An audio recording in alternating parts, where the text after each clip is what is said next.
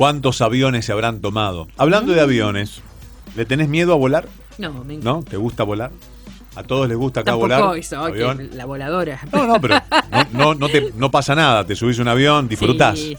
La pasás bien. Sí. Muy bien, perfecto. Hay gente que la pasa muy mal. Tuve un problema con los oídos una vez que me. Pero bueno, pero hay gente que tiene aerofobia. Ah, sí, claro. Bueno, y con esta apertura, la reapertura de las fronteras, bueno, se trae en escena un viejo enemigo para muchas personas, que es el miedo a volar. Vamos a charlar con Astrid Teme, que es médica psiquiatra, representante NOA, miembro de la subfilial de la Asociación de Psiquiatras Argentinos. Astrid, buenas tardes. ¿Cómo le va? Sebastián Shapiro la saluda aquí en Duplex, en L2 de Bahía Blanca. Gracias por atenderme. ¿Cómo te va? Buenas tardes. ¿Todo bien? Todo bien. Muy bien. Espero que me escuchen bien ahí. Escucho perfecto, ¿Sí? Astrid. Sí. Perfecto. Bueno, gracias por la presentación. Yo soy miembro de la comisión directiva de la Asociación de Psiquiatras Argentinos y me parece muy interesante el tema que están tratando, como para poder hablar sobre los miedos. Seguro. ¿Qué es la aerofobia y cuáles son Mira, los síntomas que presentan las personas cuando... Sí, dígame. Perfecto. Me parece que antes de hablar de aerofobia, me parece súper interesante que podamos explicar que los miedos y las angustias son parte de la vida normal de todos los seres humanos, de todos los sujetos. Uh-huh. Tener miedo frente a un estímulo que nos genera peligro es una reacción de defensa para poder sobrevivir frente a algo, frente a un robo, frente a una situación en donde nos podemos quemar. Uno tiene miedo y se asusta, se protege, ¿sí?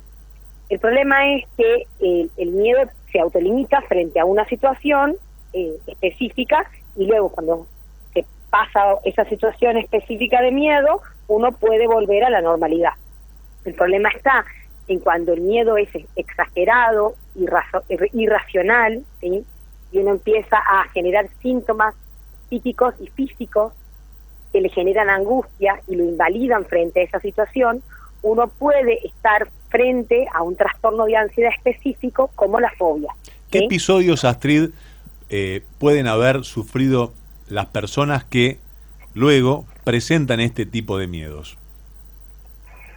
¿Qué síntomas pueden tener los pacientes que ¿por qué tienen fobia? ¿Por qué se llega a una fobia? ¿Por qué situaciones se transita antes de manifestar una fobia? A volar, a inyectarse, a que le saquen sangre, a las alturas, qué sé yo, uno puede nombrar un montón de cosas. Hay tantos tipos de fobias como miedos puede tener un ser humano. Es más, dentro de las fobias, las primeras fobias se llamaban con términos en latín o en griego, como la claustrofobia o la agorafobia, pero hoy hablamos fobia a los insectos, fobia a quedarse solo, a estar soltero, hasta eso he escuchado el otro día que existía. Y mira, las fobias son trastornos de ansiedad, ¿sí? Son un tipo específico de trastornos de ansiedad. Entonces, sabemos que los trastornos de ansiedad tienen una base, uno puede tener una base genética, una predisposición biológica a tener un trastorno de ansiedad, ¿sí? Pero además de la predisposición biológica, la epigenética, o sea, el ambiente que nos rodea, las situaciones estresantes que uno puede vivir, pueden ayudar a que uno desencadene fobias específicas. Y lo que es importante, o trastornos de ansiedad, lo que es importante tener en cuenta es que no siempre a uno va a tener, por ejemplo, fobia a los perros y le va a morir un perro con anterioridad. Quizás nunca le mordió un perro y uno tiene fobia a los perros.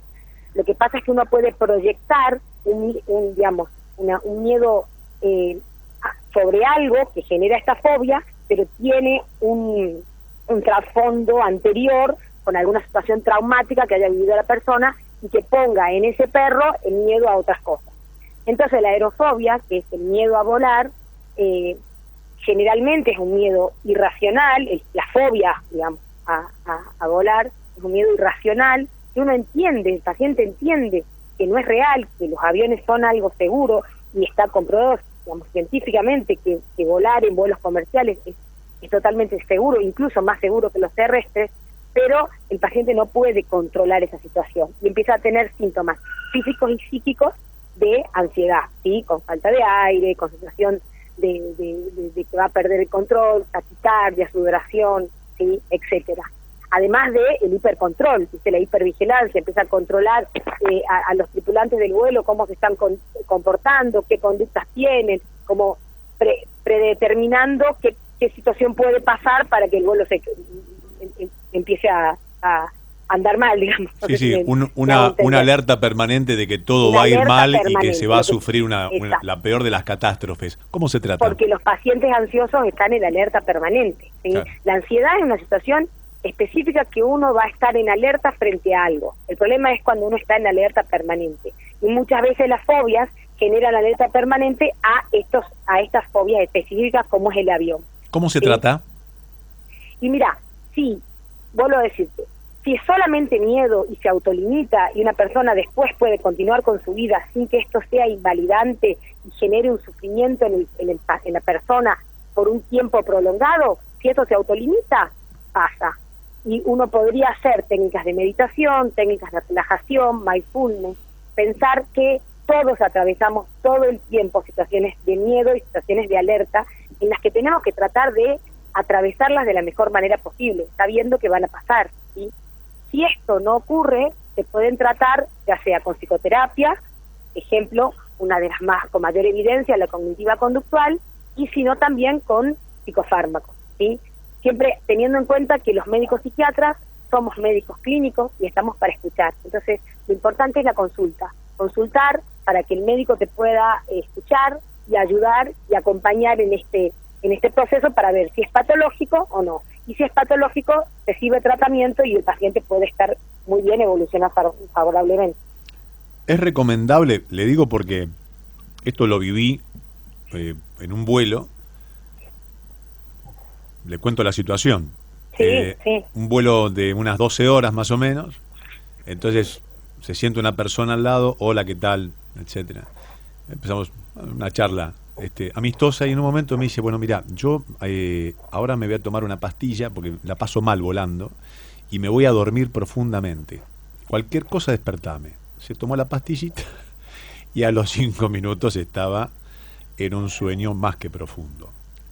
Y después, bueno, antes justo a que aterrice el vuelo, empezó a despertar, etcétera, y seguimos charlando y le digo, ¿y esto volás mucho? Le digo, mira, yo por negocios vuelo permanentemente y esto para mí ya es una costumbre. Y no la pasás mal, no te hace mal, malísimamente, me dice. ¿Es recomendable voy a utilizar el término que todo el mundo utiliza, ¿no? Empastillarse así cada vez que uno tiene que afrontar algo tan pero tan delicado para sus nervios, para su psiquis?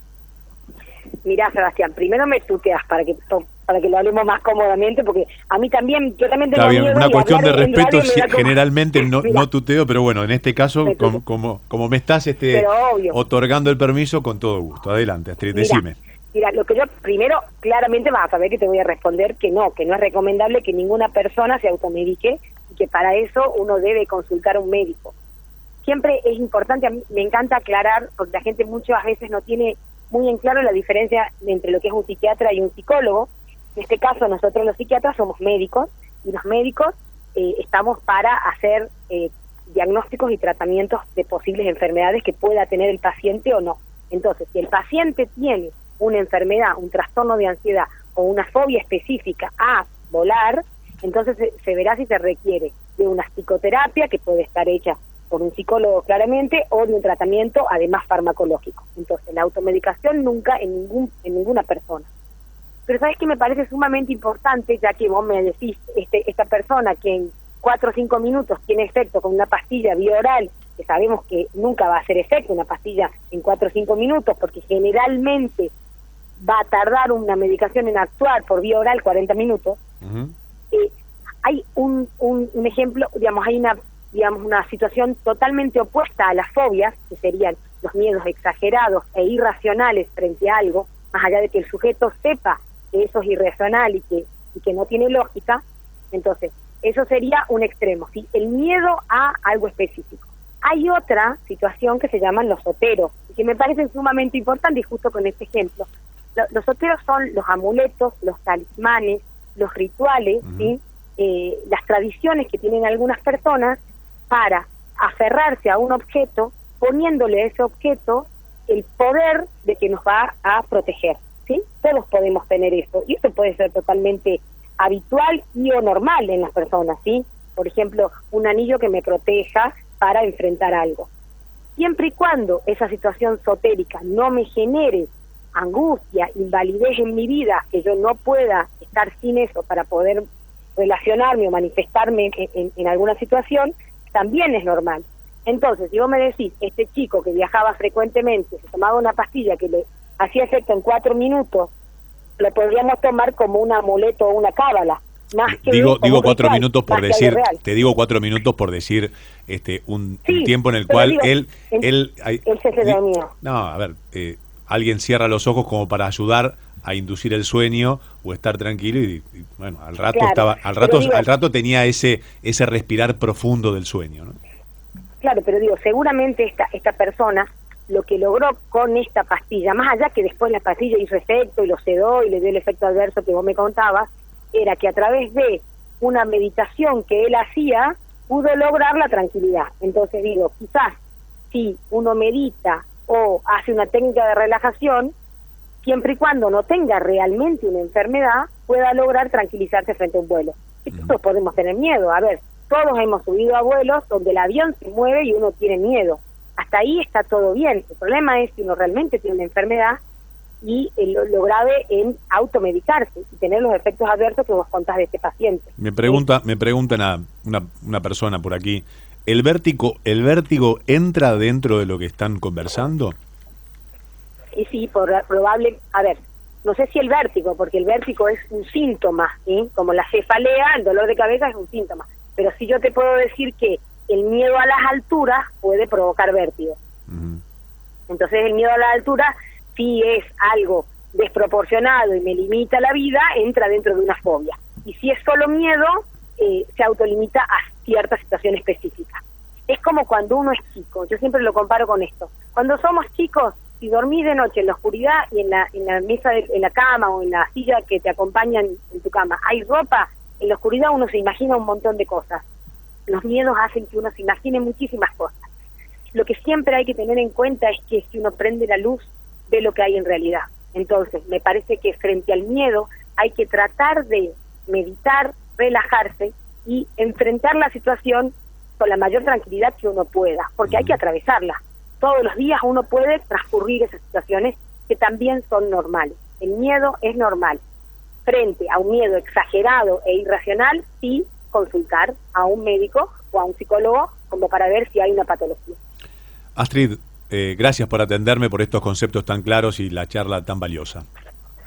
Bueno, espero haber sido clara yo también y te agradezco la entrevista. Por Muchísimas favor, gracias, Sebastián. un placer. Bueno, la gracias, médica gracias. psiquiatra Astrid Teme, representante de NOA, miembro de la subfilial de la Asociación de Psiquiatras Argentinos, hablando en qué consiste esta problemática en cuanto a la aerofobia y también todos los miedos en general.